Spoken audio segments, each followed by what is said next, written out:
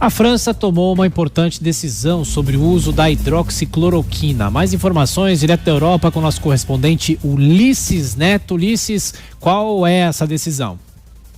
Oi, Tiago, bom dia a todos que nos acompanham. 12h47 aqui em Londres.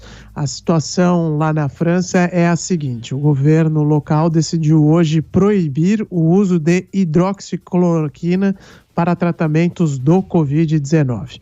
A medida veio depois que a OMS suspendeu o uso da substância em testes. Um estudo com 96 mil pacientes não viu efeito contra o coronavírus e apontou ainda maior risco de morte na utilização da cloroquina e também da hidroxicloroquina. Além de não favorecer a recuperação dos infectados, essas substâncias elas provocam um risco maior de morte e de desenvolvimento de arritmia cardíaca, segundo esse estudo divulgado na revista científica britânica The Lancet. Depois desse estudo veio a decisão da OMS. E aí o Conselho de Saúde Pública da França desaconselhou a utilização da hidroxicloroquina ontem, levando a essa decisão oficial do governo que foi anunciada nesta quarta-feira. Enquanto isso, aqui no Reino Unido, do outro lado do Canal da Mancha, onde essas substâncias sequer são debatidas com o público, foi ultrapassada a marca de 37 mil pessoas mortas por conta do coronavírus, com mais de 265 mil casos da doença confirmados.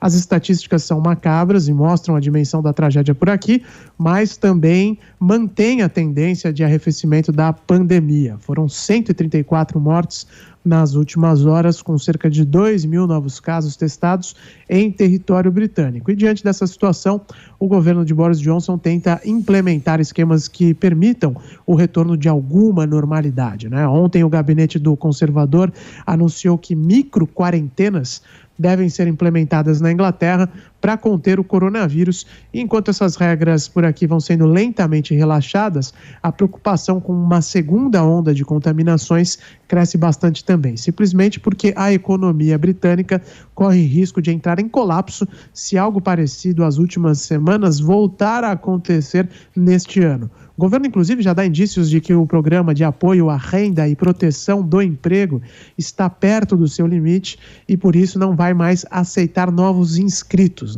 Os empregadores não vão poder mais terceirizar a folha de pagamento para o Estado em breve, de acordo com as indicações do ministro das Finanças aqui do Reino Unido, Rishi Sunak. Entre as medidas para proteger o país desta eventual segunda onda está a decisão, melhor dizendo, de criar micro-quarentenas em áreas específicas do país. Isso quer dizer que apenas comunidades determinadas da Inglaterra podem entrar em restrições mais duras de circulação em um certo momento. Mas é evidente que estas decisões não vão ser tomadas com base no achismo, na caneta de um governante. Então, para fazer essas restrições pontuais, desse jeito, é necessário ter uma noção muito próxima sobre por onde e como o vírus está circulando. E os níveis de testagem da população cresceram consideravelmente por aqui. Agora o governo vai lançar um novo esquema de rastreamento também. Os detalhes desse sistema, que deve entrar em operação na próxima semana, ainda não foram anunciados, mas a ideia é repetir o que está em prática em países como Alemanha e Singapura. O governo britânico quer rastrear até 10 mil casos de coronavírus por dia, alertando as pessoas que tiveram contato com contaminados por Covid-19. Se der certo, o ritmo de flexibilização da quarentena pode seguir como está ou até ser acelerado no Reino Unido, só que outras tentativas dos britânicos de monitorar o desenvolvimento de novos casos acabaram não dando certo no ritmo esperado. Então, por tudo isso, a prevenção, o distanciamento social, o respeito às regras da quarentena, pelo menos por enquanto, continuam sendo as melhores formas de proteger, de se proteger do coronavírus. Antes de fechar, uma notícia que foi divulgada agora há pouco também: a Premier League, que é o campeonato inglês, decidiu avançar para a segunda fase do plano de retomada do futebol aqui na Inglaterra. Isso significa que os 20 clubes da primeira divisão estão liberados para retomarem os treinamentos coletivos a partir de hoje. Existe um protocolo de saúde muito rígido que está sendo seguido entre os clubes da Premier League. Os jogadores mostraram até alguma ansiedade, não queriam voltar às atividades,